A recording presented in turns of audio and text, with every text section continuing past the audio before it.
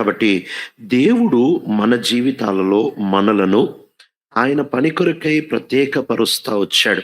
తండ్రి అయిన దేవుడు చేసే పని, కుమారుడైన దేవుడు చేసే పని, పరిశుద్ధాత్మ దేవుడు చేసే పని, ఈ 3 పనులను మనము నిన్నటి దినాన్న తూకిగా చూడడానికి ప్రయత్నం చేస్తా వచ్చాం.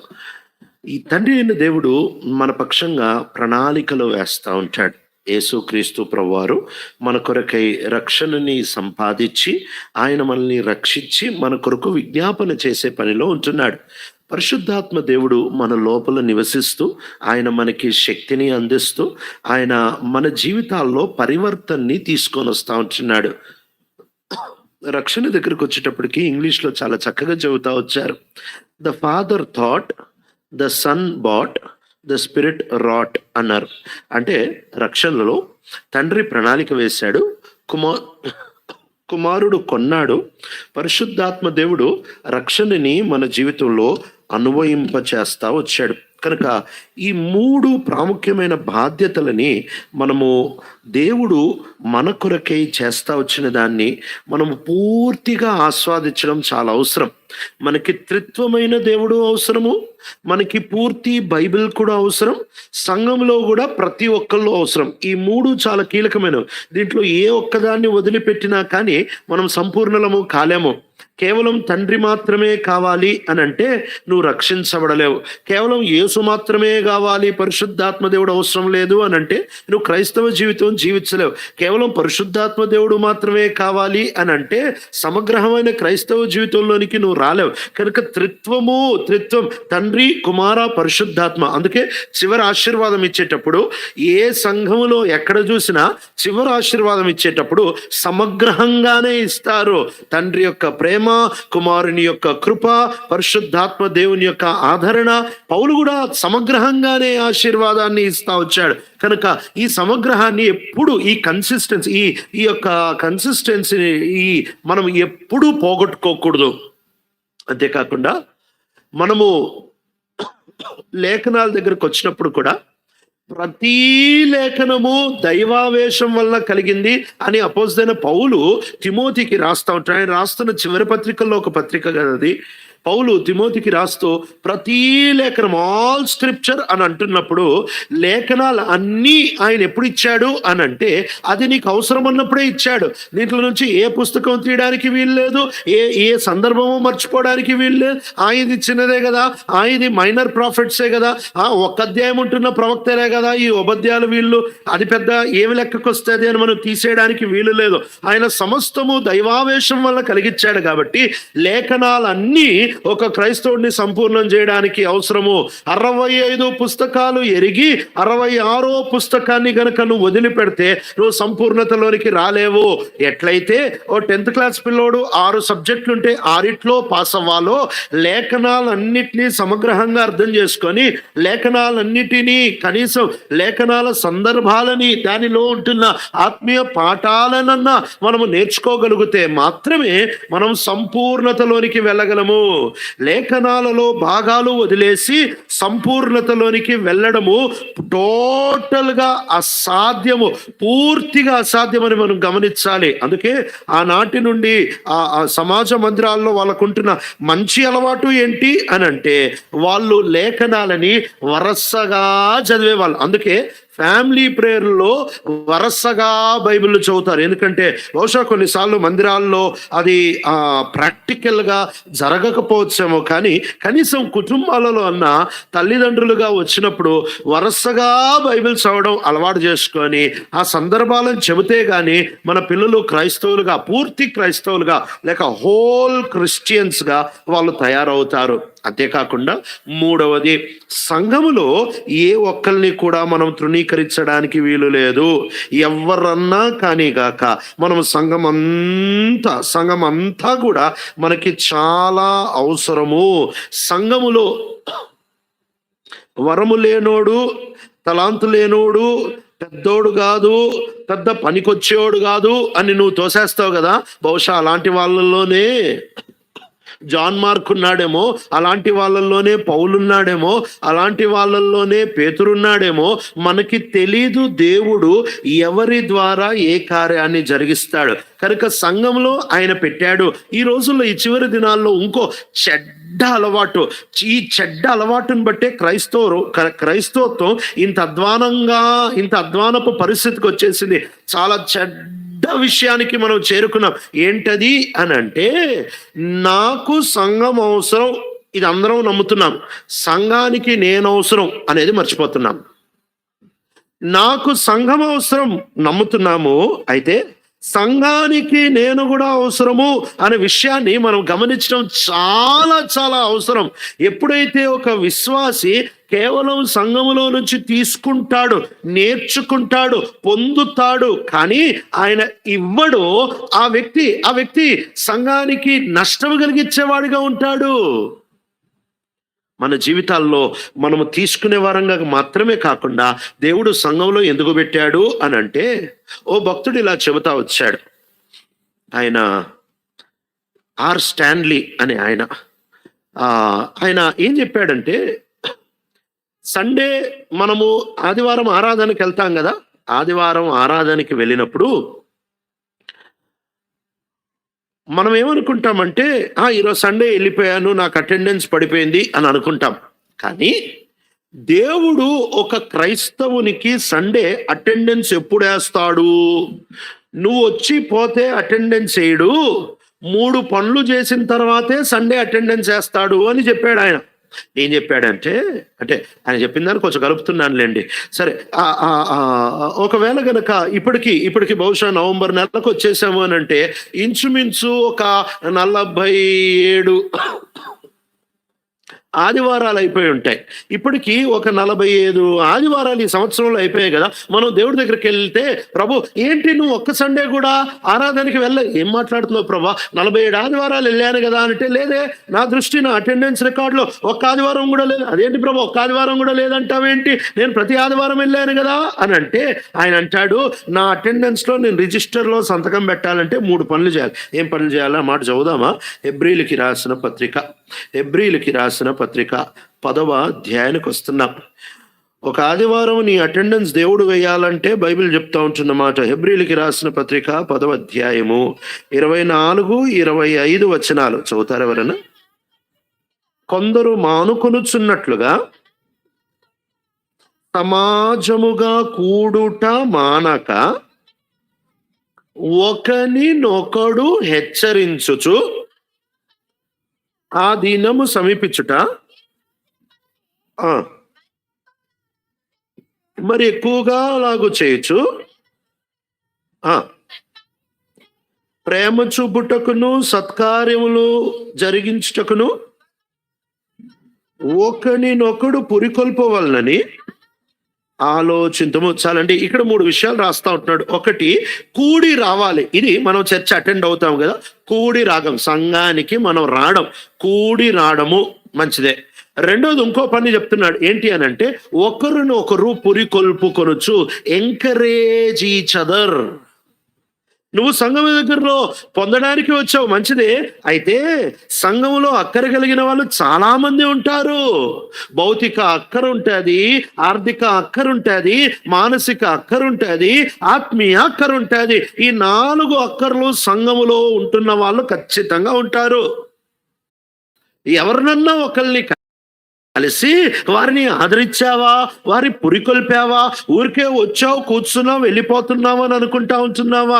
ఇక్కడ ఒక మాట గుర్తుపెట్టుకోవాలి. చాలాసార్లు మనం సహవాసం అని తెగ చెబుతూ ఉంటాం కదా. సహవాసం అంటే సినిమా థియేటర్ లాగా వచ్చి కూర్చొని వెళ్ళిపోవడం సహవాసం అంటారా?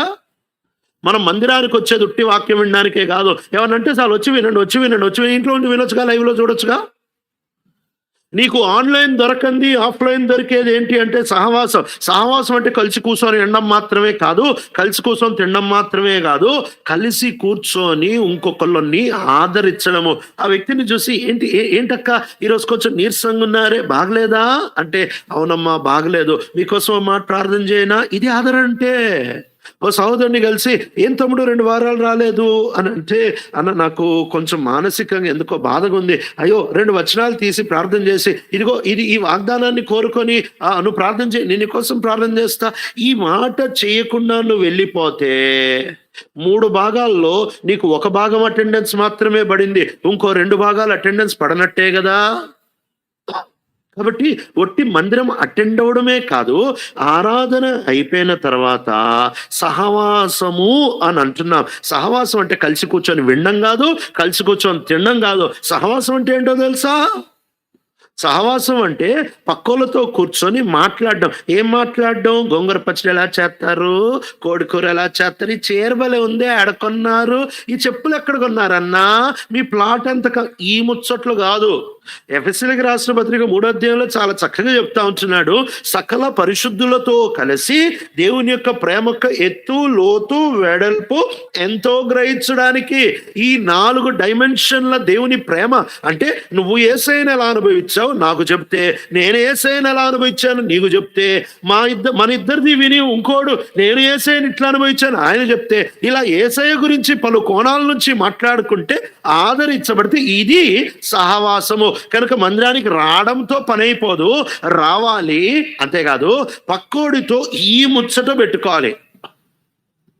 ఈ ముచ్చట కాక వేరే ముచ్చట పెట్టుకున్నావు అంటే సంఘానికే ముప్పు.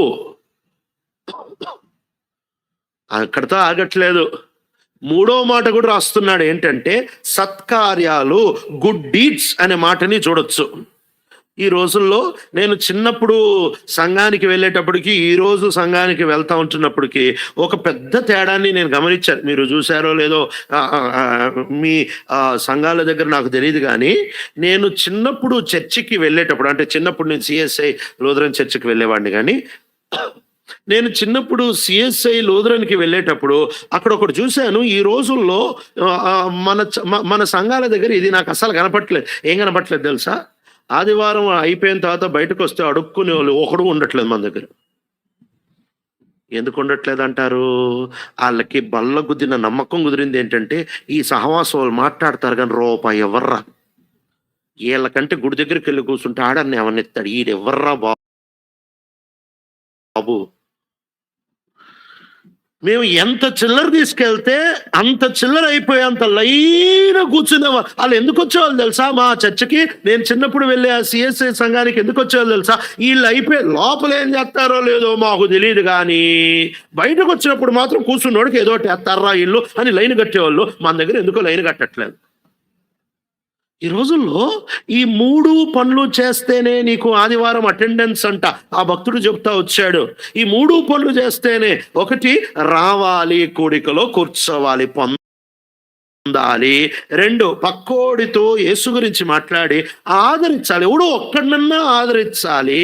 అంతేకాదు 3 ఇంటికి పోతా ఎవడో ఒకడికి మేలు చేసి పోవాలి. ఈ 3 చేయకపోతే నీ దృష్టికి నువ్వు వచ్చిపోయావే కానీ ఆయన అంటాడు, అబ్బే నా దృష్టికి నువ్వు ఎవరువో కూడా తెలియదు, నువ్వు రాలేదు కదా. ఈ రోజుల్లో మనము కేవలం అలవాటు పట్టుకొని పోతా ఉంటున్నాము, కానీ పరిశుద్ధాత్మ దేవుని నింపుదలతో ఆ శక్తితో మనం జీవించడము చాలా కొరతగా కనిపిస్తూ ఉంటుంది. మనము మన జీవితాల్లో ఖచ్చితంగా ప్రభు దగ్గరికి వచ్చిన వారమే, ప్రభా నా జీవితంలో నాలో ఒక మార్పు తీసుకొనిరా ప్రభా. వీళ్ళు అపోస్తుల కార్యాల్లో ఈ 1వ అధ్యాయంలో మనం చూస్తూ ఉంటున్న ఈ మాట, పరిశుద్ధాత్మ దేవుని శక్తిని మీరు పొందుతారు. ఏంటి వాళ్ళ శక్తిని పొందడము అని అంటే, మనం ఇక్కడ నుంచి ఇంకా పత్రికలంతట్లో కూడా ఆయన శక్తి, వాళ్ళని మార్చే ఆ శక్తిని మనం చూస్తా రావచ్చు. ఇక్కడ ఈ పత్రికల్లోనే లేక ఈ అపోస్తుల కార్యాల్లోనే పౌలు రక్షించబడ్డం, ఈ అపోస్తుల కార్యాల్లోనే బర్నబా పట్టబడ్డం, జాన్ మార్క్ పట్టబడ్డం, సంఘం ఎన్ని చూస్తామంటే ఈ అపోస్తుల కార్యాలు, ఇక్కడ నుంచి అద్భుతమైన ప్రభు యొక్క కార్యాలు ఆరంభించబడతా ఉంటున్నాయి. ఈ అపోస్తుల కార్యాల్లో ఆయన అంటున్నాడు, మీరు ఆగండి, మీరు శక్తి పొందండి. కనుక త్రిత్వమైన దేవుడు అవసరం, పూర్తి బైబిల్ అవసరం, ప్రతి విశ్వాసి అవసరం. వీళ్ళు ముగ్గురులో ఏ ఒక్కటి నువ్వు తగ్గించినా కానీ నువ్వు చేరాల్సినంత సంపూర్ణతకి చేరలేవు. దాంట్లో ఈ 9 విషయాల్లో ఒకటి మాత్రమే మనం చూస్తున్నాము. ఏంటది అనంటే పరిశుద్ధాత్మ దేవుని నింపుదల, ఆయన శక్తిని పొందడం. వస్తున్నాం మన అంశానికి. అపోస్తుల కార్యాలు మొదటి అధ్యాయము 8వ వచనము చదువుతారు ఎవరన్నా? ఆయనను పరిశుద్ధాత్మ మీ మీదికి వచ్చినప్పుడు మీరు శక్తి నొందుదురు గనుక మీరు యెరూషలేములోను యూదయ సమరయ దేశములందంతటను భూదిగంతముల వరకును నాకు సాక్షులయ్యుందురని వారితో చెప్పాను. ఇక్కడ ఒక మాట చాలా చక్కగా గమనించాలి. ఏంటంటే మీరు శక్తి నొందుదురు. ఈ శక్తి సాక్షిగా ఉంచడానికి ఇవ్వబడిన శక్తి మాత్రమే కాదు, ఈ శక్తి నువ్వు పొందినందుకు, ఈ శక్తి నీ లోపలికి వచ్చినందుకు నువ్వు సాక్షిగా ఉండడం అనేది పర్యావసానంగా జరుగుతుంది. ఉట్టి సాక్షిగా ఉండడానికి మాత్రమే శక్తి ఇవ్వట్లేదు, నీ జీవితంలో ఒక పరివర్తన తీసుకొస్తాడు. ఆ పరివర్తనను బట్టి నువ్వు సాక్షిగా ఉండడం అనేది పర్యావసానంగా జరుగుతుంది. This power is not given just to make us a witness, but the consequence is that you will become a witness. ఏంటి శక్తి తీసుకొని వచ్చిన మార్పు? 4 భాగాలుగా చూస్తామని నిన్నటి దినం చెప్పాం కదా. యెరూషలేములో ఎలా కార్యం జరిగింది ఈ ఉదయకాల సమయంలో మీతో పంచుకుంటాను. 2వ బైబిల్ స్టడీలో యూదయ ప్రాంతంలో కార్యం ఎలా జరిగింది, మధ్యాహ్నం సమరయ, తర్వాత చివరిగా బూదిగంతములు. ఇక్కడ వాళ్ళు శక్తిని పొందుతూ వచ్చారు. ఈ శక్తిని ఎప్పుడైతే వాళ్ళు పొందుతూ వచ్చారో, ఈ శక్తిని వాళ్ళు పొందినప్పుడు వాళ్ళల్లో ఒక మార్పు కలిగిస్తూ వచ్చాడు. ప్రియుడా, దేవుడు మనలను మార్చకుండా మన ద్వారా పని చేయడానికి ఇష్టపడడు. అసలు సేవ అంటే ఏంటో తెలుసా? అసలు దేవుని పని అంటే ఏంటో తెలుసా? నాలో కలిగిన మార్పు, నా లోపల కలిగిన మార్పు ఇతరులకి చూపించడం బట్టి వారిలో మార్పు కలగడమే సేవ. పర్ఫార్మెన్స్ కాదు. నేనేదో రెడీ అయ్యా, ఊరు నుంచి వచ్చాను, కొంచెం ప్రిపేర్ అయ్యో, గంట సేపు మాట్లాడేసి ఆ తర్వాత కూర్చొని మళ్ళీ ఇంకో గంట మాట్లాడేసి, పాట పాడే ఆయన బాగా పాడేసి, వాయిచ్చే ఆయన బాగా వాయిచ్చేసి, వంట చేసే ఆయన బాగా వంట చేసేసి, ఇదేదో ఒక పెద్ద ప్రోగ్రాం కాదు. ఈరోజు మనం ఈ వర్తమానాల కాన్సెప్ట్లోనికి వచ్చాము కదా. వాస్తవంగా చూస్తా వచ్చినట్లయితే యేసుక్రీస్తు ప్రభువు వారి పరిచర్య, కీలకమైన పరిచర్య వర్తమానాల పరిచర్య కాదు ఆయనది. ఆయన పరిచర్య ఏంటి అనంటే తన జీవితాన్ని ఆయన తన దగ్గరుండే వాళ్ళకి విప్పి తీసి చూపిస్తా వచ్చాడు. ఇది ఆయన పరిచర్య. ఆయన పరిచర్య ఏంటి అనంటే జనం వచ్చినప్పుడు బోధ చేసేవాళ్ళు, బైబిల్ స్టడీ తీసుకునే వాళ్ళు, లేకపోతే వాళ్ళకి రివైవల్ మీటింగ్స్ తీసుకునే వాళ్ళు, దాని తర్వాత వాళ్ళ రోగులకి ప్రార్థన చేసే, ఇవన్నీ మెగా ఈవెంట్లు యేసు ప్రభువు వారు చేసేవాళ్ళు. కానీ అది ఆయన మినిస్ట్రీ కాదు. ఆయన మెయిన్ మినిస్ట్రీ ఏంటి అనంటే ఆయన జాలిని బట్టి ఆ పరిచర్య చేశాడు. కానీ ఆయన ప్రాముఖ్యమైన పరిచర్య ఏంటి తెలుసా? తన దగ్గరుంటున్న వాళ్ళకి తన జీవితాన్ని చూపించి తన జీవితపు ప్రభావం వాళ్ళ మీద వేసి వాళ్ళ జీవితంలో మార్పు తీసుకున్నాడు. ఇదండి అసలు మెయిన్ క్రిస్టియన్ మినిస్ట్రీ. క్రైస్తవ పరిచర్య అంటేనే ఇది. యేసుక్రీస్తు ప్రభువారు చివరిగా ఆయన ఆరోహణము కాకమునుపు తన శిష్యులతో చెప్పిన పరిచర్య కూడా ఇదే. మీరు వెళ్ళి మీటింగ్లు పెట్టండి అని అనలేదు, మీరు వెళ్ళి మెగా ఈవెంట్లు పెట్టండి అని అనలేదు, మీరు వెళ్ళి అది చేయండి, పెద్ద పెద్ద ప్రోగ్రాంలు చేయండి అని అనలేదు, మీరు వెళ్ళి లైవ్లు చేయండి అని అనలేదు. ఇవన్నీ తప్పు అని అనట్లేదు. అయితే యేసు చెప్పిన మాట చెప్తున్నాను. ఆయన ఏమన్నాడంటే మీరు వెళ్ళి శిష్యులని తయారు చేయండి. ఆ మాటను బాగా గమనించాలి. ఎట్లా చెప్పాడు, ఎప్పుడు చెప్పాడు? వస్తున్నాము మత్తయి సువార్త 28వ అధ్యాయానికి. మత్తయి సువార్త 28వ అధ్యాయము 16 నుంచి చదువుతారా? 11 మంది శిష్యులు యేసు తమకు నిర్ణయించిన గలిలయ కొండకు వెళ్ళిరి. వారు ఆయనను చూచి ఆయనకు మ్రొక్కిరి గాని కొందరు సందేహించిరి. అయితే యేసు వారి యొద్దకు వచ్చి పరలోకమందును ఉమ్, ఉమ్. చాలండి. ఇక్కడ ఆయన చెబుతా ఉంటున్న మాటని బాగా గమనించాలా. భూమి మీద ఆకాశం మీద నాకు సర్వాధికారం ఉంది కనుక దేర్ఫోర్, కాబట్టి మీరు వెళ్ళి శిష్యులను చేయుడి, సమస్త జనులను శిష్యులను చేయుడి. ఎంత చక్కటి మాట కదా. ప్రభువు ఈ రోజు ఎదురు చూస్తూ ఉంటున్న మిగిలి ఉండే పరిచర్య ఏంటంటే శిష్యులను చేసే పరిచర్య. నేడు దినం కూడా మనం చూస్తూ వచ్చాం కదా. నిర్గమాకాండంలో ఒకే భాగం 2 సార్లు రాస్తూ వచ్చారు. ఒక దగ్గరేమో చెయ్యి, ఒక దగ్గరేమో చేశారు, ఒక దగ్గరేమో చెయ్యి, ఇంకో దగ్గరేమో చేశారు. ఇదే ప్రభు కోరుతా ఉంటున్నాడు. ప్రభు కొత్త స్కీములు ఏం కోరట్లేదు, ప్రభు కొత్త ప్లానింగ్లు ఏం కోరట్లేదు, ప్రభు కొత్త పద్ధతులు ఏం కోరట్లేదు. లేక ఆధునికంగా మనం టెక్నాలజీ ఇంక్రీజ్ చేసుకోవచ్చు, మనం పద్ధతులు మార్చుకోవచ్చు, మనం విధానాలు మార్చుకోవచ్చు, కానీ గురి మాత్రం ఒకటే. ఏంటి అని అంటే ఎటు తిరిగి శిష్యులను తయారు చేయాలి. పౌలు చేసిన పరిచర్య కావచ్చు, యేసు చేసిన పరిచర్య కావచ్చు, లేక పేతురు చేసిన పరిచర్య కావచ్చు, కొత్త నిబంధన పరిచర్య అంతా కూడా దేని మీద ఆధారపడి ఉంటుంది అని అంటే నీ శిష్యులు ఎలా తయారవుతాడు తెలుసా. శిష్యుడు మీటింగుల్లో తయారవడు. యేసుక్రీస్తు ప్రభువారు ఆయన 11 మంది శిష్యులని తయారు చేస్తా వచ్చాడు. ఈ 11 మంది శిష్యులని ఆయన ఎట్లా తయారు చేస్తా వచ్చాడు అని అంటే ఆ మాట చదువుదామా, వద్దాం. మత్తయి సువార్త 13వ అధ్యాయానికి వస్తున్నాం. మత్తయి సువార్త 13వ అధ్యాయము 36వ వచనము చదువుతారా. అప్పుడు ఆయన జన సమూహములను పంపివేసి ఇంటిలోనికి వెళ్ళగా ఆయన శిష్యులు ఆయన యొద్దకు వచ్చిరి. పొలములోని గురుగులను గూర్చిన ఉపమాన భావం మాకు తెలియచెప్పురనిరి. అంటే ఇక్కడ శిష్యులు ఎక్కడ తయారవుతున్నారు తెలుసా.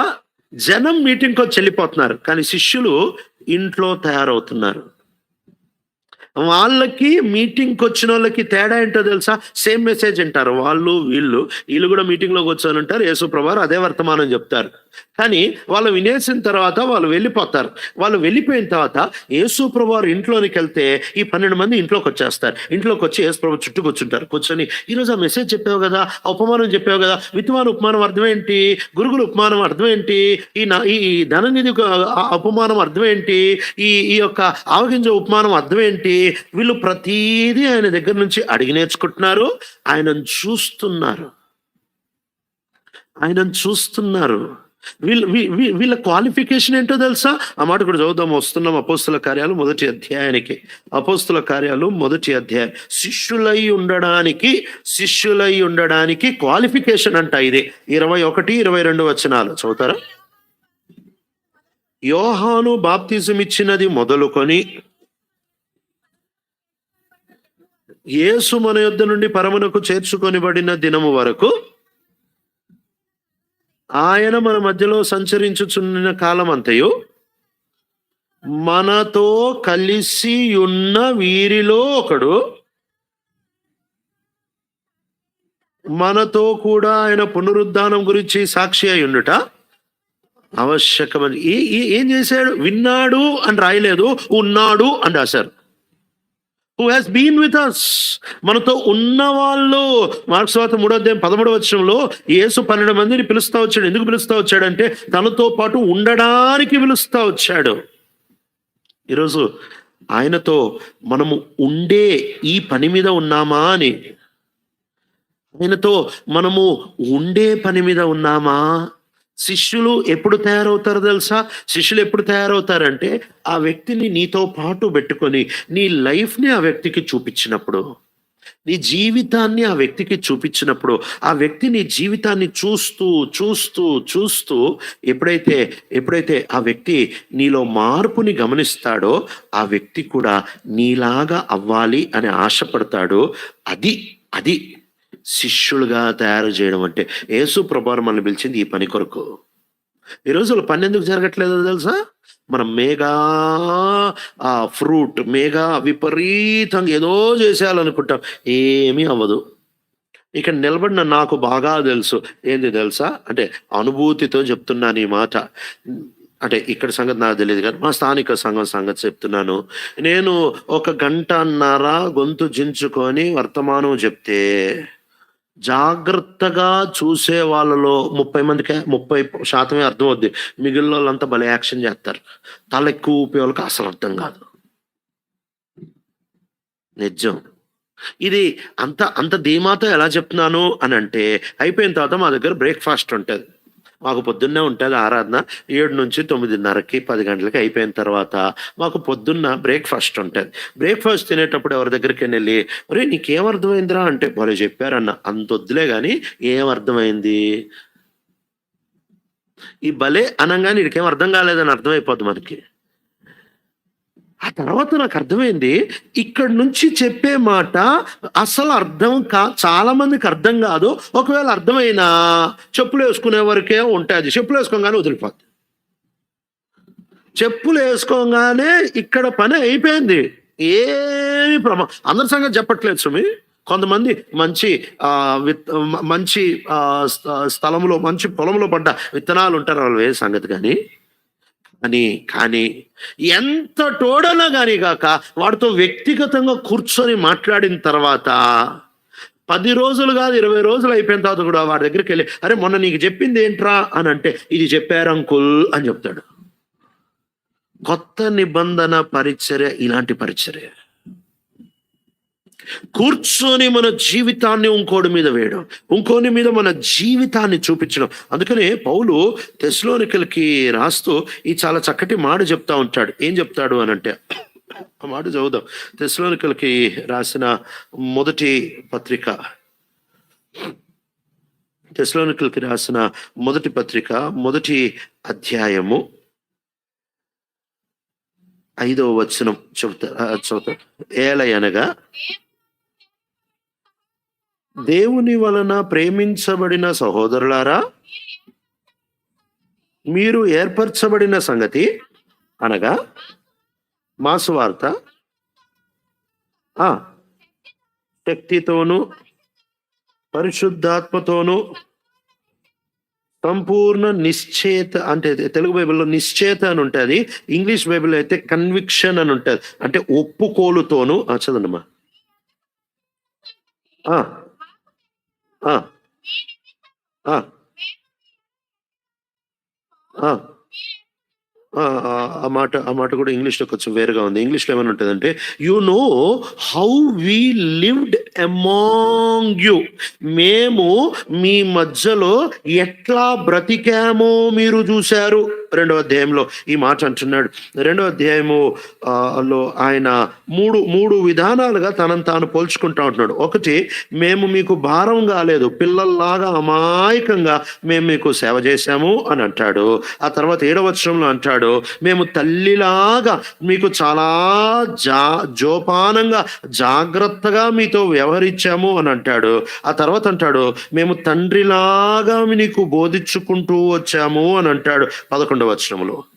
అంటే ఈ వ్యక్తి ఎంత చక్కగా ఏమంటున్నాడంటే, నా జీవితాన్ని మీరు చూశారు, ఒక పిల్లోడ్లాగా మీ దగ్గర ఏమి ఆశించకుండా పరిచర్య చేసిన మా అమాయకత్వాన్ని మీరు చూశారు, ఒక తల్లిలాగా దగ్గర తీసిన మా ప్రేమని మీరు చూశారు, ఒక తండ్రిలాగా మిమ్మల్ని హెచ్చరించిన విధానాన్ని మీరు చూశారు. అంటే ఇంకో మాటలో వీళ్ళు ఇదంతా కలిపి ఏం చెప్తా ఉంటున్నారు అని అంటే, మీరు మా జీవితాన్ని చూస్తా వచ్చారు. ఇదే తెస్సలోనికయులకు రాసిన పత్రికలో చెప్తా ఉంటాడు, మా స్వార్థనే కాదు మా జీవితాన్ని కూడా మీతో పంచుకున్నామంటాడు. ఈ రోజుల్లో పరిచర్యకి వెన్నెముక ఇదే. పరిచర్యకి వెన్నెముక ఇదే. ఏంటి అనంటే, వ్యక్తిగతంగా ఇంకొకడికి నిదానంగా పరిచర్య చేయడం. ప్రభు అంటున్నాడు, మీరు నాకు సాక్షులై ఉంటారు. ఏంటి సాక్షులై ఉండడము అనంటే, వీళ్ళ ప్రవర్తనని ప్రభు మారుస్తూ ఉంటున్నాడు. ప్రభు వీళ్ళకి శక్తినిస్తాడు. ఏం శక్తి అనంటే, వీళ్ళ ప్రవర్తనని, వీళ్ళ మనస్సుని, వీళ్ళ స్వభావాన్ని మార్చే అతి పెద్ద పని, దేవుడు చేసే అతి పెద్ద పని ఏంటో తెలుసా? నేడు దినం ఈ మాట చెప్పాను, స్థానిక సంఘాలన్నీ ఒకరోజు ఎక్స్పైర్ అయిపోతాయి. ప్రతి స్థానిక సంఘం ఎంత ఊపన్నా ఉండనిగాక ఒకరోజు మాయమైపోతుంది. పని మాయమవదు, కానీ స్థానిక సంఘం మాయమైపోతుంది. యుఎస్ఏలో, అమెరికాలో ఒక పాస్టర్ గారు అద్భుతమైన వర్తమానికుడు, చాలా చక్కటి వర్తమానికుడు. జనాలు కుప్పలుగా వచ్చేస్తా ఉంటున్నారు. ఇంక వాళ్ళ పార్కింగ్ స్పేస్, అందరికీ కార్లు ఉంటాయి కదా, వాళ్ళకి పార్కింగ్ స్పేస్ దొరక్క ఇంక ఏం చేయాలో అర్థం కాక 2 ఫుట్బాల్ గ్రౌండ్లంత ప్లేస్ కొన్నారు పార్కింగ్ కోసమే. ఈ 2 ఫుట్బాల్ గ్రౌండ్లంతా ప్లేస్ కొన్నారు పార్కింగ్ కోసము. ఇంకా అదంతా సిద్ధపరుస్తూ ఉంటున్నారు. పాస్టర్ చచ్చిపోయాడు. ఇక ఆ తర్వాత ఒక కారు రావట్లేదు, స్థలాలు అమ్ముకున్నారు. ఏ స్థానిక సంఘమైనా 4 తరాల తర్వాత భ్రష్టులైపోతారు. అంటే దేవుడు భ్రష్టులుగా చేయడు, మనుషులు రాను రాజగురం గాడిదేంది అంటారు కదా, రాను మా డాడీదేలే, మా తాతదేలే, మా ముత్తాతదేలే, ఏముందిలే అని అలుసుగా చూస్తారు. కాబట్టి మన సౌండ్ మారిపోయింది. రాను వాళ్ళు నిదానంగా దీన్ని మామూలేలే అని తీసేసుకుంటారు. అంతేకాదు, రాను డబ్బు పెరుగుద్ది, రాను నాది అనేది పెరుగుద్ది, రాను రాజకీయాలు పెరుగుతాయి. ఈ 4 ప్రాముఖ్యమైన కారణాలు, అంటే జనం చచ్చిపోవడం కావచ్చు, లేక నాది అనడం కావచ్చు, అలుసుగా తీసుకోవడం కావచ్చు, నిర్లక్ష్యం పెరగడం కావచ్చు, స్థానిక సంఘం ఎక్స్పైర్ అయిపోద్ది. కానీ దేవుడు శిష్యులుగా ఎవరినైతే ఆ స్థానిక సంఘంలో తయారు చేస్తారు కదా, వాళ్ళు మాత్రం పని జరిగిస్తారు. వాళ్ళు చచ్చిపోతారు, కానీ వాళ్ళు అంటించి చచ్చిపోతారు. ఇంకోటికి పౌలు చచ్చిపోయాడు, పేతురు చచ్చిపోయాడు, యాకోబు చచ్చిపోయాడు, వీళ్ళందరూ చచ్చిపోయారు. ఎవరు లేరు, ఏ భక్తుడు లేడు. కొత్త నిబంధనలో పాత నిబంధనలో నుంచే మరణం చూడకుండా 2 భక్తుల్ని మనం చూడొచ్చు, కానీ కొత్త నిబంధనలో అలాంటి వాడిని మనం చూడలేం. ఎందుకు అని అంటే, కొత్త నిబంధన మనిషి మీద ఆధారపడే పరిచర్య కాదు, అది ఇంకోటికి అంటించే వెళ్ళిపోయే పరిచర్య. ఈరోజు ఆ శిష్యత్వం, ఆ శక్తిని మనం పొందుతూ ఉంటున్నామా? పరిశుద్ధాత్మ దేవుడిచ్చే శక్తి పర్ఫార్మెన్స్కి శక్తి కాదు, ప్రదర్శనకి కావలసిన శక్తి కాదు. ఇక్కడ నిలబడి ప్రదర్శించడానికి కాదు ఆయన శక్తి ఇచ్చేది. ఆయన ఆ శక్తి కూడా ఇస్తాడు, అది వేరే సంగతి. కానీ ఆయన ప్రాముఖ్యంగా ప్రతి ఒక్కరికి ఇచ్చే శక్తి ఏంటి తెలుసా? ప్రవర్తన మార్పు శక్తి. ప్రదర్శన శక్తి వెనకాల ప్రపంచం పరిగెడుతుంది ఈరోజు. బాగా చెప్పాలి, బాగా పాడాలి, బాగా వాయించాలా, బాగా కనబడాలా, పెద్దగా జరగాల. ఈ ప్రదర్శన స్పిరిట్ వెనకాల ప్రపంచం అంతా పరుగులు తీస్తా ఉంది. క్రైస్తవత్వం పాడైపోవడానికి గల కారణమే ప్రదర్శన ఆత్మ.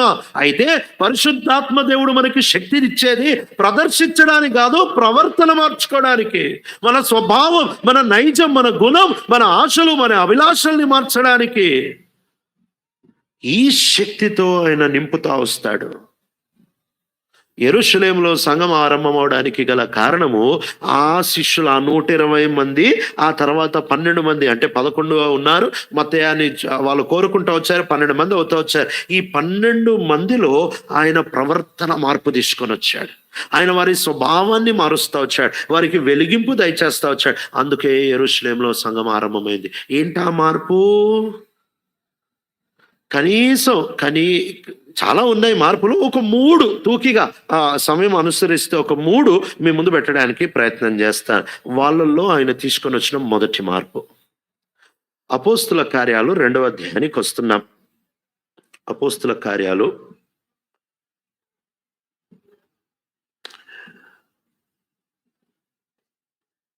మొదటి అధ్యాయం, అపోస్తుల కార్యాలు 1వ అధ్యాయం 14వ వచనం చదువుతారా?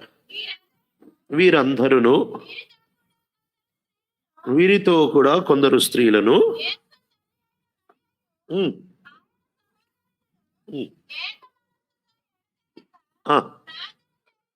చాలండి.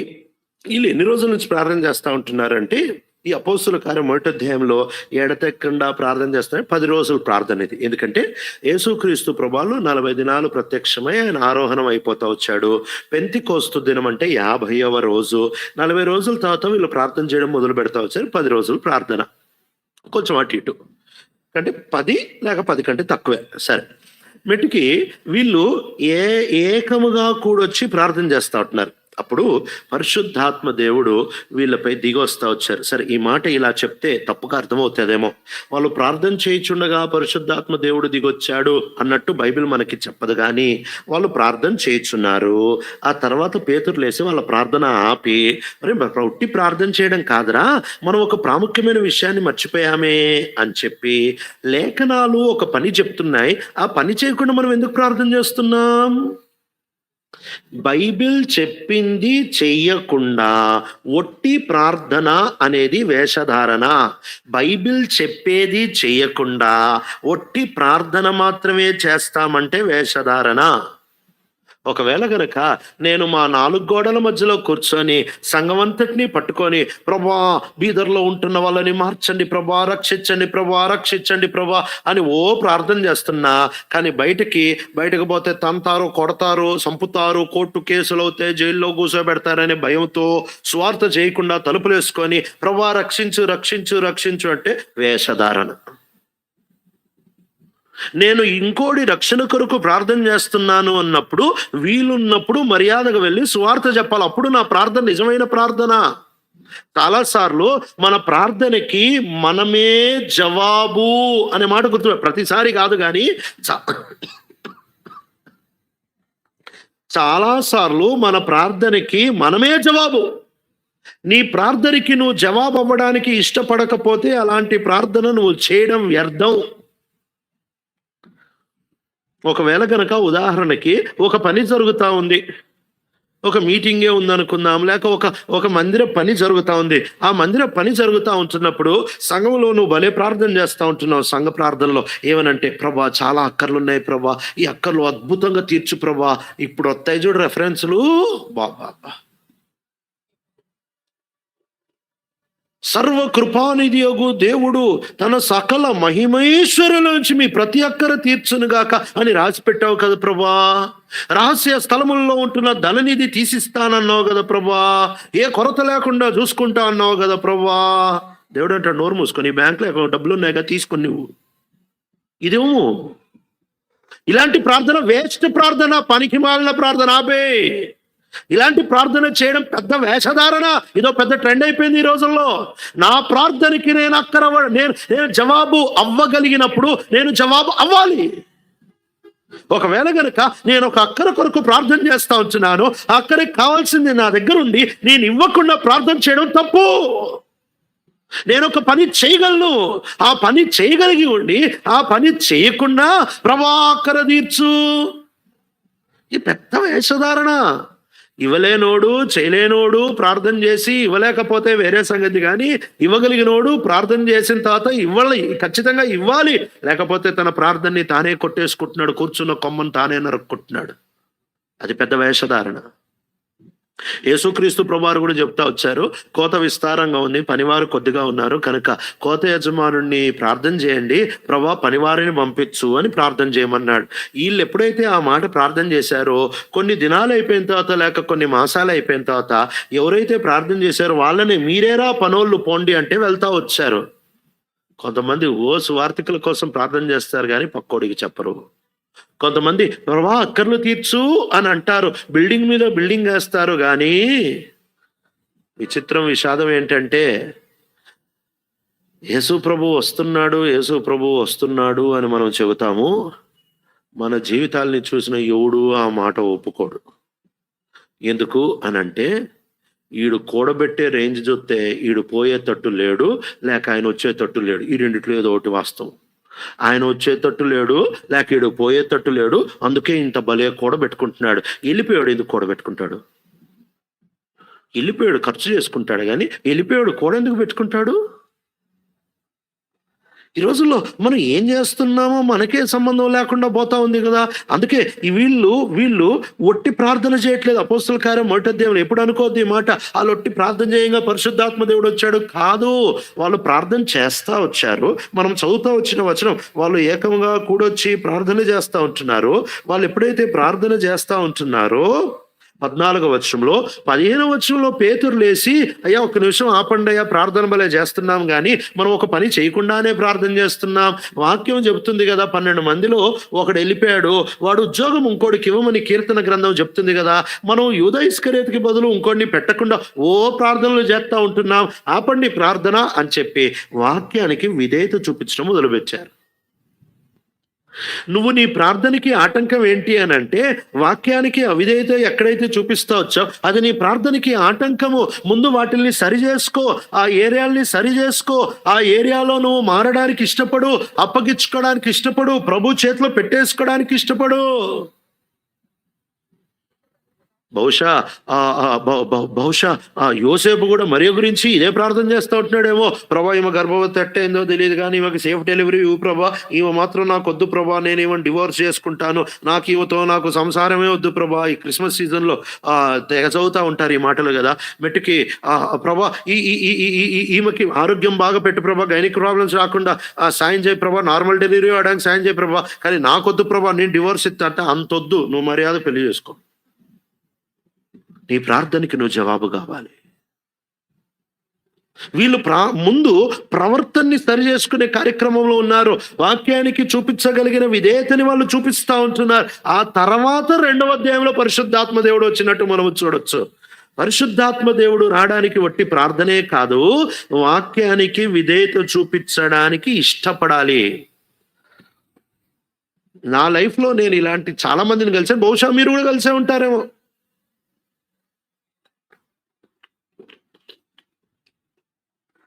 సంఘానికి బహు నష్టము కలిగించే వాళ్ళు, నా నా నా కొద్దిపాటి నా చిన్న ఒక 20 సంవత్సరాల అనుభూతిలో బహు నష్టం కలిగించే వాళ్ళు ఎవరు అనంటే, లోకస్తులు పాపులు కాదు, ప్రార్థనాపరులు. అదేంటన్నా అంత పెద్ద మాట అన్నారు? దానికి ఒక మాట కలుపుతా. వీళ్ళు ప్రార్థన మాత్రం భలే చేస్తారు కానీ బాగా బతకరు. వీళ్ళు ప్రార్థనలో మాత్రమే నోరు బాగుంటుంది, ఇక ప్రార్థన అయిపోయిన తర్వాత భర్త చెవులో రక్తం గారిపోద్ది. మా ఊర్లోనే ఒక ఆయన అన్నాడు, అన్నా మావిడ ప్రార్థన చేసేటప్పుడు ఇల్లు ఎంత నెమ్మదిగా ఉంటుందో, ఆమె ప్రార్థన అయిపోతుంటే మాకు భయం వేస్తుందన్నా. అయిపోయిందంటే బొబ్బేలు ఎత్తిపోయినట్టే, ఆమె ఉన్నంతసేపే నెమ్మది. ఇలాంటి ప్రార్థనా పరులు కలిసావా, వాళ్ళంత డేంజరస్ ఇంకోటి ఉండరు. సంఘానికి డేంజరస్, కుటుంబానికి డేంజరస్, ఆడిక్కడికి వెళ్తే అక్కడ డేంజరస్. అపోస్తుల కార్యంలో ఒక మాట చాలా భయంకరమైన మాట చదువుదాం. అపోస్తుల కార్యాలకు వద్దాం.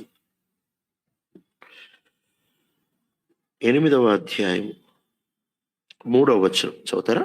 అపోస్తులు 8. సౌలైతే ఇంటింటా చొచ్చి పురుషులను స్త్రీలను ఈడ్చుకొని పోయి చెరసాలలో వేయించి సంఘమును పాడు చేయుచుండెను. ఈ మాట హేరోదు గురించి రాయలే, కైసర్ గురించి రాయలే, అన్నా గురించి రాయలే, ఇంక ఈ రోమిడి గురించి రాయలే, ఎవడు గురించి రాయలే. ఈ మాట సౌలు గురించి రాశారు. సంఘం పాడు చేయుచుండెను. సంఘాన్ని పాడు చేసే అంత కెపాసిటీయా ఎవరైనా? మహాప్రార్థనాపరుడు, మహావాక్య పండితుడు, మహానిష్ట కలిగిన వాడు, మహాపద్ధతి కలిగిన వాడు, మహాక్రమం కలిగిన వాడు, ఈ వ్యక్తే సంఘాన్ని బహుపాడు చేసి పెట్టాడంట. ప్రవర్తన మార్పు లేకుండా కేవలం ప్రార్థన, బైబిల్ జ్ఞానం, క్రమం, పద్ధతి అనుకునేవాడంత డేంజరస్ ఈ ప్రపంచంలో అనుకోలేడు సంఘానికి. బయటోడు మహా అంటే కొడతాడు, సంపుతాడు, తంతాడు, ఆస్తి తీసుకుంటాడు, అంతే, తోలుకే దెబ్బ.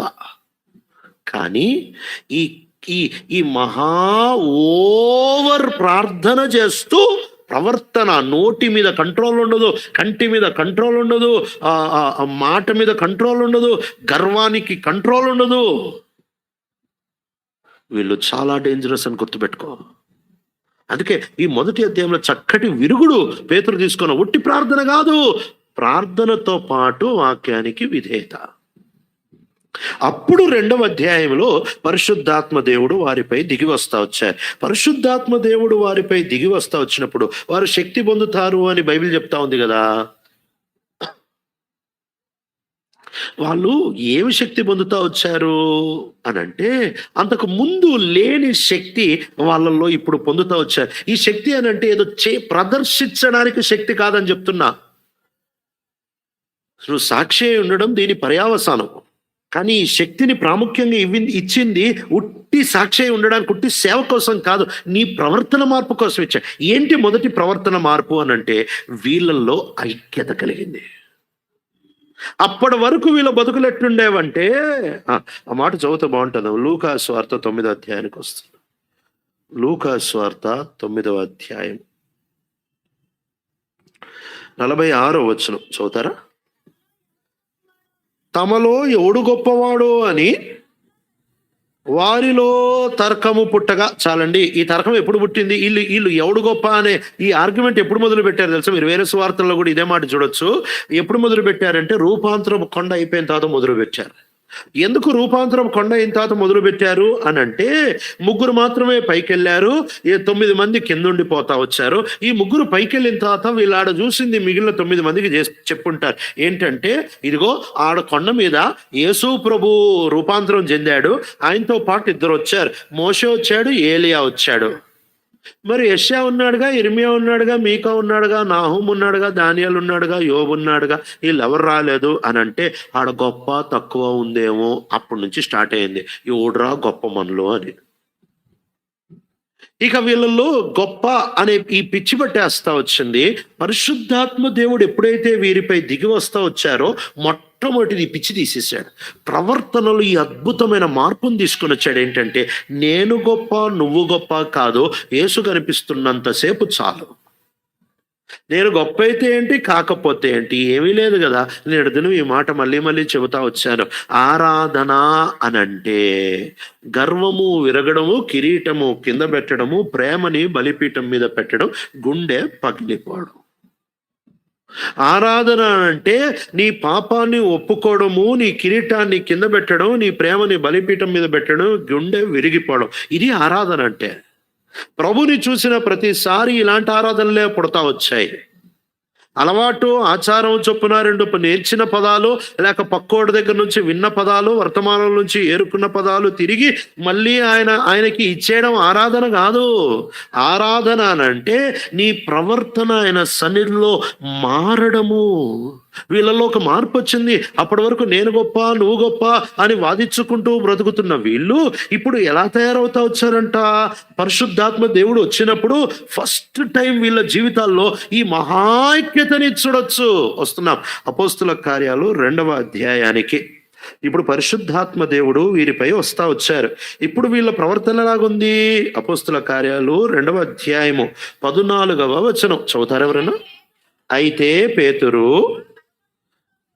ఆ 11 కూడా లేచి, చాలండి, పేతురు మీరు ఆగండ్రా నేను చూసుకుంటానులే అని అనట్లేదు. 11 మందితో పాటు లేచి. ఎంత చక్కటి మాట కదా. మీరు ఇలాంటి మాట సువార్తల్లో దాదాపుగా చదవరు. ఒకవేళ 12 మంది ఒక దగ్గర కనిపించినా మనసులో మాత్రం 12 దిక్కుల్లో ఉన్నాయి, నేను గొప్ప నువ్వు గొప్ప. అది యేసుక్రీస్తు ప్రభువారు అప్పగించబడే రాత్రి కూడా ఈ పిచ్చతోనే వీళ్ళు బతుకుతా ఉంటున్నారు. ఏంటంటే, నువ్వు గొప్ప నేను గొప్ప. అందుకే యేసుక్రీస్తు ప్రభువారు లేచొచ్చి ఆయన పనోడు చేయాలి, దాసులు చేయాలి, ఇంటి యజమానుడు చేయాలి ఆ పని, కాళ్ళు గడిగే పని. అందరూ భోజనానికి కూర్చున్నారు. ఆ ఇంటోడన్నా చేయాలి, ఇంటి పనోడన్నా చేయాలి. ఆ ఇంట్లో ఇద్దరూ ఉన్నారని తెలుసు. ఆ ఇంటి యజమానుడు ఆ ఇంట్లో ఉన్నాడు, ఆ ఇంటి పనోడు ఆ ఇంట్లో ఉన్నట్టు మనం చదవచ్చు. ఆ ఇంట్లో ఆ పనోడు నీళ్ళు కూడా తీసుకొని వచ్చి పెట్టినట్టు మనము చూడొచ్చు. అన్నీ ఉన్నాయి, కానీ కాళ్ళు కడగడానికి ఎవరు అందుబాటులో లేరు. ఎందుకు లేరో మనకి తెలీదు. శిష్యులు యేసుప్రభు పాదాలు కడగాల్సింది ఒక్కడు కూడా నేను గొప్ప అనే కారణం బట్టే లేవలేదు. వాదించుకుంటున్నారు. యేసుక్రీస్తు ప్రభువారు ఎప్పుడైతే నేను వెళ్ళిపోతున్నాను, ఇక నేను చచ్చిపోతున్నాను, ఇక నేను మిమ్మల్ని వదిలేస్తున్నాను అని చెప్తా ఉంటే ఇంక వీళ్ళు తట్టుకోలేక వాదించేసుకుంటున్నారు. ఎవడు గొప్ప అని వాదించుకుంటున్నారు. ఆ గొప్ప పిచ్చితో ఎవడు లేచి కాళ్ళు కడగట్లేదు. యేసు ప్రభు కాళ్ళు కడుగుతా ఉంటే పేతురు డైలాగ్ కొడుతున్నాడు. ఏం డైలాగ్ కొడుతున్నాడు అంటే, వద్దు ప్రభా, నా కాళ్ళు నువ్వు కడగొద్దు ప్రభా అంటున్నాడే తప్ప నేను కడుగుతానని మాత్రం అనట్లే. ఎంత స్వయం దూసుకొని పోయింది ఒక్కొక్కల్లో. పేరుకు మాత్రం 12 మంది అపోస్తులు, 11 మంది ఉన్నారు. పేరుకు మాత్రం 11 మంది అపోస్తులు, 11 మంది యేసు దగ్గర తరబీదు తీసుకున్న సేవకులు, యేసుతో పాటు తిరిగిన మహానుభావులు. కానీ నేను గొప్ప అనేది మాత్రం అట్లానే కూర్చొనుంది. మేము సమానం కాదు, నేను గొప్ప. ఇది పరిశుద్ధాత్మ దేవుడు ఎప్పుడైతే వారిపై వస్తా వచ్చారో ఈ మార్పుని తీసుకొని వచ్చారు. ఏంటంటే గొప్పతనం అంతా తీసేసి మేమందరం ఒకటే అనే మార్పు తీసుకొని వచ్చాడు. పరిశుద్ధాత్మ దేవుడు మనలో తీసుకొని రావాల్సిన మొదటి మార్పు ఇదే. ఆనాడు యెరూషలేము సంఘం ఆరంభించబడ్డానికి మొదటి కారణం ఏంటి అని అంటే, ఒకవేళ గనక ఆ జనసమూహం అంతా వచ్చారు, ఏందో గందరగోళంగా ఉందే, ఏందో వీళ్ళు మన భాషల్లో మాట్లాడుతున్నారే అని ఆశ్చర్యపోయి అందరూ వచ్చారు. అందరూ వచ్చినప్పుడు ఒకవేళ గనక ఈ 12 మంది నేను గొప్ప నువ్వు గొప్ప అని వాదించుకుంటా ఉంటే వచ్చిన వాళ్ళందరూ చూసి వీళ్ళు చాలా గందరగోళంగా ఉన్నారా, వీళ్ళు ఏదో పిచ్చోళ్ళు అనుకొని వెళ్ళిపోయేవాళ్ళు. సంఘం స్టార్ట్ అయ్యేది కాదు. ఆ రోజు సంఘం స్టార్ట్ అవడానికి గల కారణం ఏంటి తెలుసా? ఏకాగ్రతతో అందరూ ఏక మనస్సుతో. అంతకు ముందు ప్రార్థనలో ఏక మనస్సు ఉంది, ఇప్పుడు పరిచర్యలో కూడా ఏక మనస్సు ఉంది. కొంతమందికి ప్రార్థనలో మాత్రమే ఏక మనస్సు ఉంటుంది, పనిలో ఏక మనస్సు ఉండదు. కొంతమందికి ప్రార్థనలో మాత్రమే ఏక మనస్సు ఉంటుంది, కానీ పరిచర్యలో ఏక మనస్సు ఉండదు. కొంతమందికి ప్రార్థనలో మాత్రమే ఏక మనస్సు ఉంటుంది, కానీ ప్రవర్తనలో ఏక మనస్సు ఉండదు. ఇది పెద్ద వేషధారణ. పరిశుద్ధాత్మ దేవుడు ఎక్కడైనా పని చేస్తున్నాడు అనే దానికి రుజువేంటో తెలుసా? ఆయన ఏక మనస్సు అంటే వాళ్ళందరూ కలిసి కట్టుగా వస్తారు. అభిప్రాయ భేదాలు ఉండవు అని అస్సలు చెప్పట్లేదు. అభిప్రాయ భేదాలు ఖచ్చితంగా ఉంటాయి. ఈ రోజుకి సంఘంలో కొన్ని ప్రశ్నలకి ఇన్ని సంవత్సరాల క్రైస్తవత్వంలో ఇవ్వలేకపోతున్నారు. కొన్ని మేజర్ క్వశ్చన్స్ కి ఏ సంఘం ఈ ప్రపంచపు క్రైస్తవత్వం అంతా 2 భాగాలుగా విభజించబడతా వచ్చింది. ఈ రోజుకి ఇది కరెక్టా అది కరెక్టా అంటే అభిప్రాయమే తప్ప ఇదే కరెక్ట్ అని వీళ్ళు చెప్తారు, అదే కరెక్ట్ అని వాళ్ళు చెప్తారు. దీంట్లో 2 తూకీగా మీకు చెప్తాను. మొదటిది, రక్షణ పోతాదా అంటే ఒక వ్యక్తి రక్షించబడిన తర్వాత రక్షణని పోగొట్టుకోగలడా? ఇది 2 గుంపులుగా డివైడ్ అయిపోయారు. ప్రపంచంలో ఉంటున్న సంఘాలన్నీ 2 గ్రూపులుగా డివైడ్ అయిపోయారు. ఒక గుంపు వాళ్ళు అంటారు పోతాది, ఒక గుంపు వాళ్ళు అంటారు పోదు. దీనికి ఇదే జవాబు. రెండిటికీ రెఫరెన్స్లు ఉన్నాయి, అభిప్రాయ భేదాలు ఉన్నాయి. ఇంకో ప్రశ్న, యేసు ప్రభువారు శ్రమల కాలం ముందు వస్తాడా, శ్రమల కాలం మధ్యలో వస్తాడా, శ్రమల కాలం తర్వాత మధ్యలో వస్తాడు? మిడ్ ట్రిబులేషన్ అనే వాళ్ళు చాలా తక్కువ, కానీ ప్రీ ట్రిబులేషన్ పోస్ట్ ట్రిబులేషన్ సంఘం మొత్తం విభజించబడింది. దీంట్లో కొంతమంది ముందు వస్తాడని, కొంతమంది తర్వాత. ఏది కరెక్ట్ అంటే అభిప్రాయమే. వీళ్ళు ఇదే కరెక్ట్ అంటారు, వాళ్ళు అదే కరెక్ట్ అంటారు.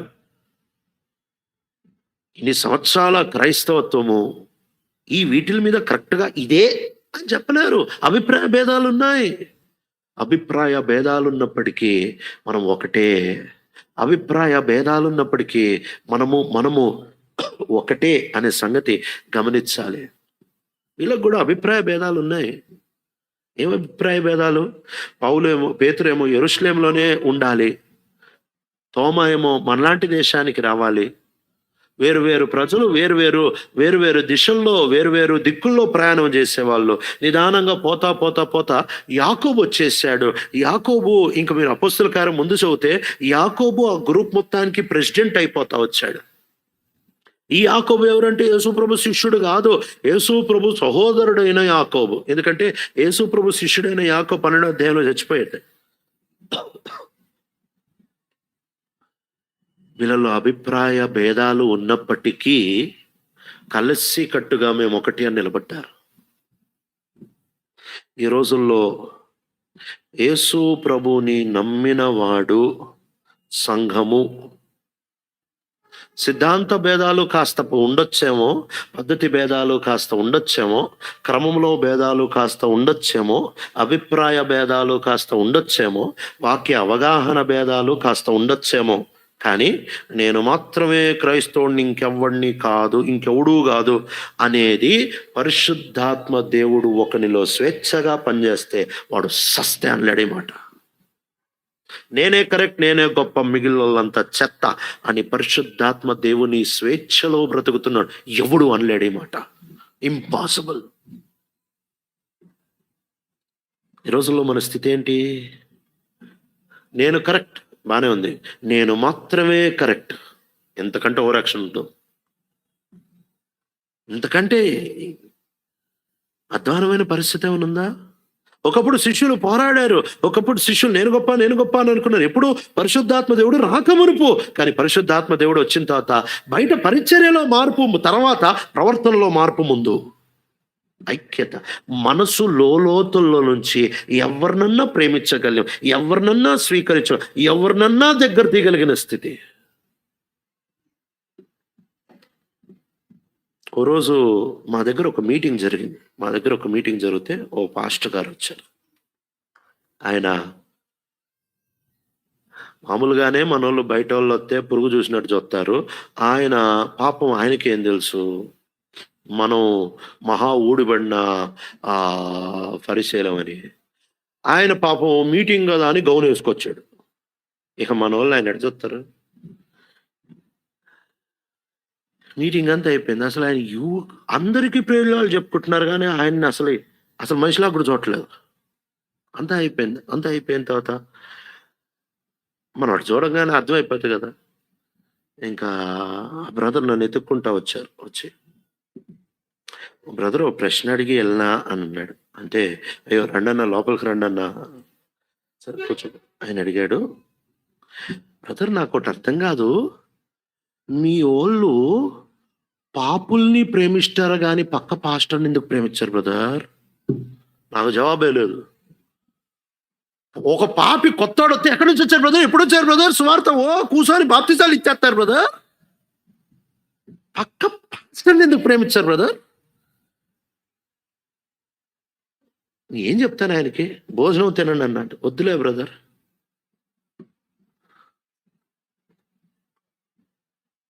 ఆయన పోతా ఒక మాట అన్నాడు, నిన్ను వలే మీ పొరుగువాడిని ప్రేమించండి అనే మాట మీ వాళ్ళు ఎప్పుడు చదవలేదా అని వెళ్ళిపోయాడు. ఈ ఓవర్ యాక్షనే మన దరిద్రానికి కారణం. నేను గ్రేట్, నేను సూపర్, మేము బలి దర్శనంలో ఏడ్చినట్టు ఉంది. ఏం దర్శనం? పక్కోడిని ప్రేమించలేని దర్శనమేనా? పెచ్చకపోతే. అందుకే బైబిల్ మహాపండితులు చక్కటి మాట అన్నారు, ఇంగ్లీష్లో చాలా చక్కగా చెప్పారు.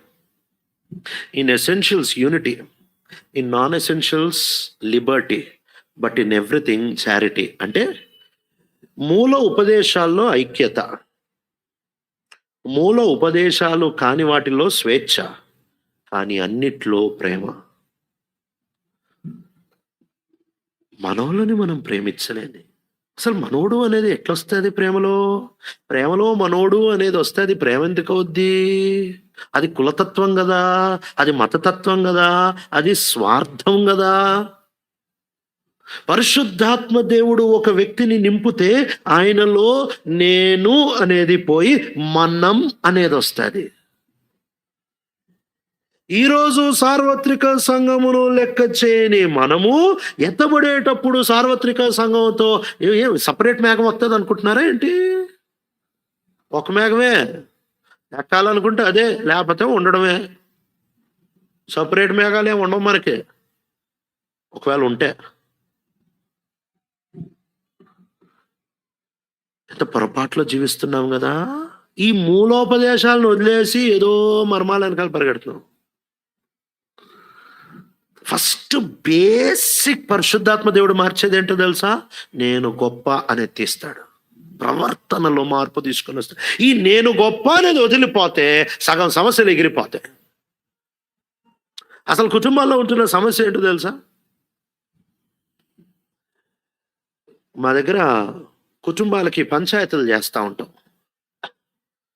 ఈ భార్యాభర్తలు కొట్టుకుంటారు, ఇద్దరు కోపం ఒకరి మీద ఒకరు తీసుకోలేరు కదా. ఎందుకు? ఆయన కోపం తీసినా ఏం కోపం తీసినా వాళ్ళ ఇంటి కప్పులే పగులుతాయిగా. అందుకే వీళ్ళ కోపం అంతా పాస్టర్ మీద తెస్తారు. ఇక ఈ పంచాయతీల్లో కూర్చున్న 5 నిమిషాలకి నాకు తెగుద్దా ముడిపడుద్దా అనేది అర్థమైపోద్ది. నేను ఇద్దరిని చూస్తాను. ఏది బాబు నీ సమస్య అంటే, ఈమెమి చేసిందో తెలుసా? ఓ నిమిషం ఆగు. నీ సమస్య ఏంటో? ఈయనేమి చేశాడు? ఇది ముడిపడదు. వాళ్ళిద్దరిని చూసి కాగితాలు ఇచ్చి, మా దగ్గర పంచాయతీలు ఎక్కువ కాబట్టి ఈ పద్ధతి నేర్చుకున్నాను. నాకు నేనే ఇద్దరికి కాగితాలు ఇస్తా. భర్తకు ఒక కాగితం ఇస్తా, భార్యకు ఒక కాగితం ఇస్తా. ఇచ్చి నీ పొరపాట్లు ఏమన్నా అన్నీ రాయి అంట, నీ పొరపాట్లు ఏమన్నా అన్నీ రాయి అంట. పేపర్ మీద పెన్ను కదలదు. వాళ్ళ పొరపాట్లు ఏంటి రాయి అంటే అడిషనల్ పేపర్ అడుగుతారు. నీది రాసుకో అంటే, నీ పొరపాటు చూడలేనోడితో పంచాయతీ ఎప్పుడూ ముడిపడదు అని గుర్తుపెట్టుకో. అలాంటి పంచాయతీ కూర్చోవడం టైం వేస్ట్. నేను గ్రేట్ అనుకున్నోడితో వాద్యం ఎప్పుడు తెగదు, తీరదు. నా పొరపాటు ఇది, నన్ను నేను చూసుకోగలిగితేనే నా గొడవ తీరుతుంది. ఈ రోజుల్లో పరిశుద్ధాత్మ దేవుడు మొదటి ప్రవర్తన మార్పు ఏంటి అనంటే ఐక్యతని తీసుకొని వస్తున్నాడు. రెండవ ప్రవర్తన మార్పు లూకా సువార్తకు వస్తున్నాం. లూకా సువార్త 24వ అధ్యాయము. లూకా సువార్త 24వ అధ్యాయము 25వ వచనం చదువుతారా? అందుకు ఆయన ప్రవక్తలందరూ చెప్పిన మాటల్ని నమ్మని మందమతులారా. చాలండి. ఇక్కడ సువార్తలు అన్నిట్లో ఈ విషయాన్ని తరచుగా మనం చూడొచ్చు. ఏంటి అని అంటే, వీళ్ళు లేఖనాలని సరిగ్గా నమ్మలేదు, సరిగ్గా అర్థం చేసుకునే వాళ్ళు కాదు. అందుకనే ప్రభు శిష్యుల్ని ఎప్పుడూ తిట్టేటప్పుడు ఈ మాటలే వాడేవాడు. మందమతులారా, లేకపోతే మీకు దేవుని సంగతులు మీకు అర్థమే కావు, లేకపోతే లేఖనాలని మీరు అర్థం చేసుకోలేకపోతున్నారు, ఇంకెంతకాలం మీకు చెప్పాలి? అర్థం కాదు, విశ్వసించరు, ఒప్పుకోరు. ఈ 3 పొరపాట్లు వాళ్ళలో ఏల్తా ఉంటున్నాయి ఈ శిష్యులలో. ఎప్పుడైతే పరిశుద్ధాత్మ దేవుడు వారిపై దిగి వస్తా వచ్చారో వాళ్ళలో ఈ రెండో ప్రవర్తన మార్పు స్టార్ట్ అయింది. ఏంటి ప్రవర్తన మార్పు వీళ్ళలో స్టార్ట్ అయింది అని అంటే, వీళ్ళు లేఖనాల్ని భలే చక్కగా అర్థం చేసుకోవడం మొదలుపెట్టారు. పరిశుద్ధాత్మ దేవుడు లేఖనాలని చక్కగా అర్థం చేపిస్తాడు. ఇప్పుడు అప్పటి వరకు మందమతులుగా ఉంటున్న వీళ్ళు, అప్పటి వరకు విశ్వసించలేని వీళ్ళు, అప్పటి వరకు పేతురు యేసుక్రీస్తు ప్రభువారు తన సిలువ గురించి మాట్లాడితే పేతురు యేసు ప్రభువారు చేయబట్టుకొని పక్కకి తీసుకెళ్ళాలి, ఇది నీకెన్నడూ జరగకుండునుగాక అని అంటే, ప్రభు అంటున్నాడు, సాతానా వెనకకి పో, నీకు కేవలం మానవుని యొక్క తలంపులే ఉన్నాయి తప్ప దేవుని ప్రణాళికల మీద నీకు మనసే లేదు కదా అని అంటా ఉంటున్నప్పుడు, ఇలాంటి పేతురు ఇలాంటి వాళ్ళని ఆయన తీసుకొని పరిశుద్ధాత్మ దేవుడు ఎప్పుడైతే వచ్చారో, అందుకే నిన్నటి దినం కూడా ఈ మాట చెప్తా వచ్చాము, లేఖనాలు మన లోపల ఉంటాయి. అయితే ఈ లేఖనాలు లోపల ఉంటున్న లేఖనాలని మనకి అర్థం చేపించి మనకి గుర్తు చేసి మనకి ఆ సమయానికి అందించే పరిచర్య పరిశుద్ధాత్మ దేవుడు చేసే పరిచర్య. వీళ్ళందరూ అప్పటి వరకు లేఖనాలు చదివిన వాళ్ళే. 12 శిష్యులు కూడా 12 శిష్యులు కూడా లేఖనాలు చదివిన వాళ్ళే, వాళ్ళు లేఖనాల మీద పట్టుగలిగిన వాళ్ళే, లేఖనాలు తెలిసిన వాళ్ళే. కానీ అప్పటి వరకు పరిశుద్ధాత్మ దేవుడు వారిపై పనిచేసే వరకు ఆ లేఖనాలు ఊరికే అక్షరానుసారంగా ఉన్నాయి తప్ప అది బయలుపరుపుగా మారలేదు, అది విశ్వాసాన్ని పుట్టించలేదు, అది వాళ్ళలో విధేయతని పుట్టించలేదు. ఇప్పుడు పరిశుద్ధాత్మ దేవుడు ఎప్పుడైతే వారిపై దిగొస్తా వచ్చారో ఇప్పుడు వాళ్ళలో విధేయత పుడతా ఉంది, వాళ్ళలో సరైన అవగాహన పుడతా ఉంది. ఎక్కడో యోవేలు గ్రంథము, ఆ యోవేలు గ్రంథంలో ఉంచిన మాటలు తీసి బైబిల్ చూసి చెప్పట్లేదు పేతురు, ఉన్నది ఉన్నట్టు చెప్పాడు. ఒక 3-4 పదాలు మాత్రమే తేడా. పేతురు ఈ లేఖనాలని ఇంత క్షుణ్ణంగా గుర్తుపెట్టుకున్నాడంటే యోవేలు చుట్టని ఎప్పుడో చదివి ఉంటారు. ఇంతకు ముందు చెప్పాను కదా, వాళ్ళు లేఖనాలని వరుసగా చదువుతారని. సమాజ మందిరాల్లో ఈరోజు ఒక లేఖనం చదివితే ఆ తర్వాత దాని కంటిన్యూషన్ వచ్చే వారం చదువుతారు, వాళ్ళు కంటిన్యూస్గా చదువుతారు. అలా ఎప్పుడో యోవేలు గ్రంథం వినుంటాడు, అవి లోపల చెవినబడి అవి హృదయంలో అలా కూర్చొని ఉంటాయి. టైంకి పరిశుద్ధాత్మ దేవుడు ఆ యోవేలు గ్రంథములో అని తీసి ఆయన అనుగ్రహిస్తూ వచ్చాడు. ఎంత అద్భుతమైన పరిచర్య చేస్తే, ఎంత అద్భుతమైన మార్పు వీళ్ళ ప్రవర్తనలో ఏంటి అని అంటే లేఖనాల్ని అర్థం చేసుకుంటున్నారు. అప్పటి వరకు వీళ్ళు లేఖనాలను అర్థం ఈ రోజుల్లో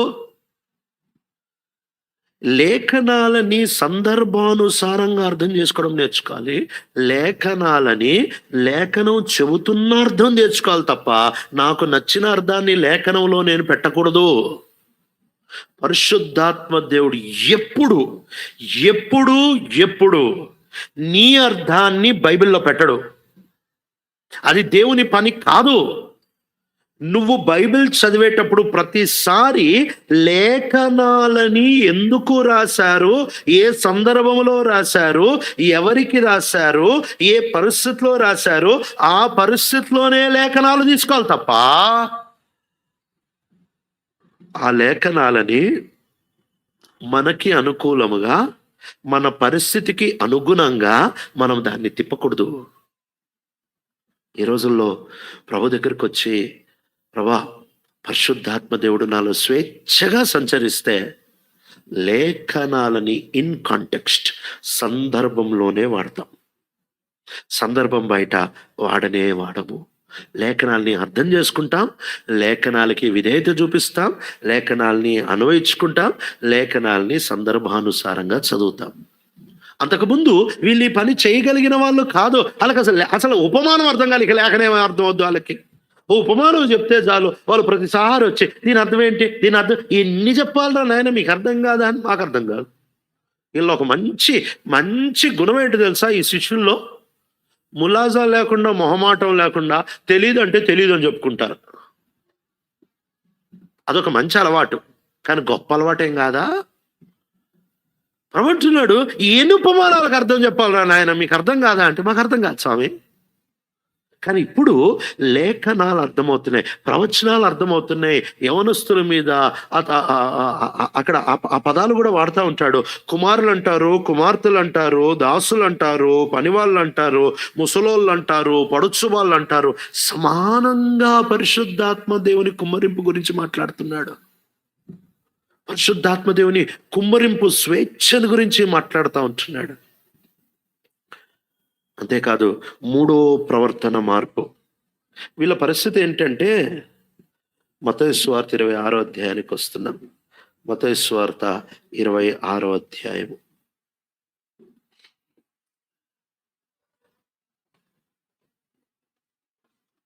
మత్తయి సువార్త 26వ అధ్యాయం 56వ వచనం చదువుతారా? అయితే ప్రవక్తల లేఖనములు నెరవేరునట్లు ఇది అంతయు జరిగినని చెప్పెను. అప్పుడు శిష్యులు అందరూ ఆయనను విడిచి పారిపోయిరి. చాలండి, అందరూ ఆయనను విడిచి పారిపోయిరి. యేసు ప్రభు కొరకు టైం వచ్చినప్పుడు నిలబడే ధైర్యం లేదు వీరికి. వీళ్ళు 12 మంది ఉండేటప్పుడు నేను గొప్ప, నేను గొప్ప అనుకుంటున్నారే తప్ప, బయటోడు వచ్చేటప్పటికి మాత్రం అందరూ పారిపోయారండి. శిష్యులందరూ పారిపోయారు. పేతురు కొంచెం అంత ధైర్యం ఉంటా వచ్చింది. ఏదో ఈ యేసుప్రభు మీద ప్రేమ ఉంది, ధైర్యం లేదు. అటు దూరం దూరంగా తిరుగుతా ఉంటున్నాడు. దూరం దూరంగా తిరుగుతూ వచ్చేటప్పటికి ఆ మాట చదువుదామా? మత్తయి సువార్త, ఇదే అధ్యాయం, మత్తయి సువార్త 26వ అధ్యాయము. తను కొందరితో నిలబడినప్పుడు అక్కడ ఉంటున్న వాళ్ళు చెబుతా ఉంటున్నమాట. 73వ వచనం చదువుతారా? కొంతసేపు అయిన తర్వాత ఉమ్, ఉమ్, ఆ, నీవును వారిలో ఒకడివే, నీ పలుకు నిన్ను గూర్చి సాక్ష్యం ఇచ్చుచున్నదని. చాలండి. పలుకు అనే తర్జుమా కంటే బహుశా అచ్చం తర్జుమా చేస్తే నీ ఆశ, నీ ఆశ. ఓ రోజు ఒక కారులో కూర్చున్నాను, ఆయన మాట్లాడుతుంటే ఆయన అలా చూసి అడిగాను, మీది కర్నూలు జిల్లాలో ఏ ఊరన్నా అన్నా. అంటే మొత్తం చుట్టూ చూసి, ఈ కారులో ఎక్కడైనా కర్నూలులో రాశానన్న, మీకు ఎటు తెలుసు అన్నాడు. మీరు ఆ మాత్రం మాట్లాడితే తెలియదా అన్న మాకు? 2 మాటలు మాట్లాడితే గోదావరా, కృష్ణ, గుంటూరా చెప్పేయచ్చుగా. అట్లా గలలియా ప్రాంతం వల్ల యాసే వేరు. ఆ గలలియా ప్రాంతం వల్ల యాస వేరు గనక ఈయన ఆ యాస మాట్లాడేటప్పుడు వెంటనే గుర్తుపట్టేసి, నీ యాసను బట్టి మాకు అర్థమైపోతుంది నువ్వు అక్కడోడు ఇక్కడోడు కాదు. వెంటనే అంటున్నాడు, మీరేం మాట్లాడారో నాకు తెలీదు అని చెప్పి ఆయన శాపనార్థాలు పెట్టుకొని ఆ స్థలం నుంచి వెళ్ళిపోతా వచ్చాడు. ధైర్యమే లేదు, బొత్తిగా ధైర్యం లేదు. గలిలయ వాళ్ళని యెరూషలేం వాళ్ళు చాలా తక్కువ వాళ్ళగా చూస్తారు, చాలా తక్కువ వాళ్ళగా చూస్తారు. అంటే వాస్తవంగా దక్షిణ ఇస్రాయేలు దేశము యూదయా ప్రాంతం, యెరూషలేం అక్కడ ఉంటుంది. ఉత్తర ఇస్రాయేలు ప్రాంతంలో గలిలయ ఉంటుంది, అక్కడే నజరేతు ఇవన్నీ ఉంటాయి. గల్లీ వాళ్ళని యూదా వాళ్ళు తక్కువగా చూస్తారు, ఎందుకంటే వాళ్ళు పేదోళ్ళు, వాళ్ళు పెద్ద చదువు లేనోళ్ళు, వాళ్ళు పెద్ద భక్తి లేనోళ్ళు. చదువు ఉండదు, డబ్బు ఉండదు, భక్తి ఉండదు యూదా వాళ్ళకి, గలిలయ వాళ్ళకి. అందుకే వీళ్ళని తక్కువగా చూస్తారు. కానీ ఇక్కడ చూస్తే వచ్చినట్లయితే వాళ్ళందరూ వచ్చి రావడమే ఏం గుర్తుపెట్టారు తెలుసా? ఆ మాట చదువుదామా? అపోస్తుల కార్యాలు 2వ అధ్యాయం, అపోస్తుల కార్యాలు 2వ అధ్యాయము 7వ వచనం చదువుతారా? ఆ ఆ ఆశ్చర్యపడి, ఇదిగో చాలండి, మాట్లాడుచున్న వీరందరూ గలిలయులు కాదా అంటే, వీళ్ళు అన్య భాషల్లో మాట్లాడుతున్నా కానీ యాస మాత్రం ఎక్కడికి పోదుగా. తెలుగోడు, తమిళోడు, మలయాళమోడు ఇంగ్లీష్ మాట్లాడినా గుర్తుపట్టొచ్చు, ఈడు తెలుగే, ఈడు తమిళే, ఈడు మలయాళమే. కాబట్టి వీళ్ళు అన్య భాషల్లో మాట్లాడుతున్నప్పటికీ వీళ్ళకి ఇంకా యాస ఉంది. అందుకే అంటున్నారు వీళ్ళు గలిలయ వాళ్ళు కాదా. ఈజీ గుర్తుపెట్టేస్తున్నారు, వీళ్ళు గలిలయ వాళ్ళు కాదా. ఇప్పుడు వీళ్ళకి ఎంత ధైర్యం వచ్చింది తెలుసా? ఒకప్పుడు నువ్వు గలిలయవాడివి, నువ్వు ఆయనతో పాటు ఉన్నావు అంటే శాపనార్థాలు పెట్టుకొని బయటకు పారిపోయినాడు. ఇప్పుడు వీళ్ళు గలిలయ వాళ్ళు కాదా అని అంటున్నప్పుడు, మేము గలిలయ వాళ్ళు కావచ్చు, మేము పనికిమాలిన వాళ్ళు కావచ్చు, డబ్బు తక్కువ ఉండొచ్చు, భక్తి తక్కువ ఉండొచ్చు, తెలివి తక్కువ ఉండొచ్చు, అని తక్కువ ఉండొచ్చేమో, కానీ యేసుని సిలువేసింది మీరే. మీరు సిలువ వేసిన ఈ యేసు, 2వ అధ్యాయంలో అంటున్నాడు ఆ మాట, 2వ అధ్యాయం 36లో ఉంటుంది. అయితే ఇశ్రాయేలు ఈ విషయంలో నేర్చుకోండి, మీరు ఈ దేవుడు మీరు సిలువ వేసిన ఈ యేసునే క్రీస్తుగా, ప్రభువుగా ఆయన చేస్తా వచ్చాడు. ఎంత ధైర్యంగా వాక్యం చెబుతా ఉంటున్నారు. ఈ ప్రవర్తన మార్పు వలననే యెరూషలేములో సంఘం స్టార్ట్ అయింది. ఒకటి, వారిలో ఉంటున్న ఐక్యతని చూసి, వారిలో భిన్నాభిప్రాయాలు ఉన్నప్పటికీ ప్రేమ ఉండిద్ది. అభిప్రాయాలు అన్నీ ఒకటిగా ఎవరికి ఉండవు. నేను ఒక రకంగా అనుకుంటా, నువ్వు ఒక రకంగా అనుకుంటావు. ఎందుకంటే నువ్వు ఒక రకంగా పెరిగావు, నేను ఒక రకంగా పెరిగాను. దేవుడు God is a God of variety అండి. దేవుడు వెరైటీ దేవుడు, అందరినీ ఒకేలాగా చేయలేదు. ఆయన భిన్నత్వాన్ని సృష్టించిన దేవుడు. ఆయన ఒక్కొక్క ముఖాన్ని, ఒక్కొక్క రంగుని, ఒక్కొక్క టాలెంట్ని, ఒక్కొక్కల అభిలాషలు, ఒక్కొక్కల ఇష్టాల్ని విభిన్నంగా సృష్టించిన దేవుడు, విభిన్నత కలిగిన దేవుడు. Is a God of variety. అయితే ప్రేమ కలిగి ఉండమని పిలుస్తూ ఉంటున్నాడు. మనలో ప్రేమ లేకపోతే పరిశుద్ధాత్మ దేవుడు స్వేచ్ఛగా పనిచేయట్లేదని అర్థం. వాక్యం అర్థం కావడమే కాదు, వాక్యానికి విధేయత చూపించే మనస్సు. అక్కడితో ఆగట్లేదు. పారిపోయే బదులు శ్రమలొచ్చినప్పుడు ధైర్యంగా నిలబడి, మీరు సిలువ వేసిన ఈ యేసునే దేవుడు క్రీస్తుగాను, ప్రభువుగాను చేశాడు అనే ధీమాతో, ధైర్యంతో ప్రభు కొరకు నిలబడతా ఉంటున్నారు. ఈరోజు ఈ 3 మార్పులు పరిశుద్ధాత్మ దేవుడు వచ్చినప్పుడు వారికి శక్తినిచ్చాడు. ఈ 3 మార్పుల కొరకు. అందుకే యెరూషలేములో సంఘం ఆరంభమైంది. ఈ 3 మాటల వెలుగులో పరిశుద్ధాత్మ దేవుని శక్తి నువ్వు పొందావా లేదా? కళ్ళు మూసుకుందామా? ప్రార్థన చేసుకుందామా?